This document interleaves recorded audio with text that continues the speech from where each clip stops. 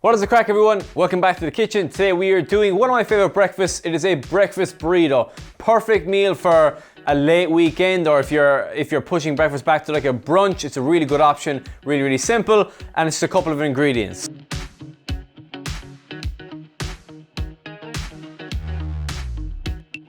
First thing we're going to do is we're going to do some sausage. You can do chorizo, a Spanish sausage. I have some normal ones here, and we're going to season it later on with some paprika.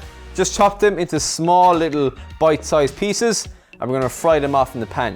So again, it's just like a sequence of steps. There's not much to it. Get some oil in the pan, get your sausages and knock them into the pan. So we're just going to like brown them off. It'll take probably like 2 or 3 minutes. So while the sausages are frying off, we're going to make our guacamole. This is going to be our base layer of the burrito. I have some just cilantro or coriander. I'm just going to finely dice that quickly, just to add a kind of nice bit of flavor and color to the guacamole. Obviously our guacamole is made up of avocados. Just get a knife in, twist the avocado, take the pip out. We're gonna knock both of these into a bowl in front of me here.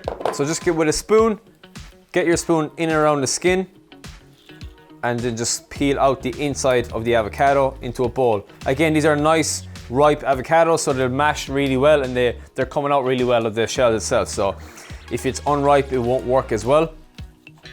So get your avocado into the bowl, like so. We'll get our fresh coriander in with it. I have some just white onion. You could do some red onion as well. Just about a tablespoon. We don't need a whole pile. I have a small bit of yogurt. Again, it's going to help with the texture, and it's going to help balance out the flavors a bit. And then just a small bit of lemon juice for some citrus. We're going to season this as well as always with our salt and pepper. Keep watching your sausages, make sure they don't burn. Nice bit of black pepper. Again, that's a nice ingredient to have in a guacamole. Bit of salt, and I'll do a small pinch of paprika. We won't do too much because our eggs are going to be seasoned with paprika as well. You can do chili flakes as well if you wanted. Get your fork onto your chopping board and just start to mash this down then. Again, it doesn't have to be a very silky or blended mixture. The kind of rougher around the edges is like a nice vibe anyway. So give it a mix around, give it a small taste. Small bit more salt. Our guacamole is done. Right, just before the sausages are finished, we're going to crack our eggs into our bowl and just whisk them up. So again, we're making a scrambled egg. We're going to season it with a little bit of paprika to give that spice and that Mexican theme to the dish. So I'm using 3 eggs. They're quite small eggs anyway, so you can use this to your preference. Use 2 if you want. So again, just whisk the eggs up, beat them quickly with a fork. Again, they don't need to be very well beaten, just mix them together. Into this we'll do about half a teaspoon, nearly a full teaspoon of paprika. Knock that in. We'll season it here as well with some salt and pepper. You can season this afterwards as well, and because there's a lot of components in the dish as well, so we're kind of constantly watching the seasoning. If there's a lot of salt in your sausages, you don't need to overly season the eggs itself. Whisk them up, get them all mixed up together. Our sausages have fully browned off and cooked, so we're going to get them out of our pan. Pan stays on, eggs go in. Once the eggs are in, get a wooden spoon and just start to work around the edges. You can drop that heat down to like a medium-low heat. The pan should be already hot, and you have those beautiful juices and fat from the sausages prior to that. So you're cooking your eggs in that nice oils from the sausages themselves. When it's about 70-80% done, you can take the pan off. The residual heat will finish cooking it. Knock that down. We'll actually knock it into a dish so we can see it. Eggs are cooked. Toss them into a dish, and then we're ready to build the burrito. All of the ingredients are cooked. All that's left to do is build the actual burrito itself. First thing I'm going to do is get our guacamole down. That's our base. A big thing here is not to be too greedy.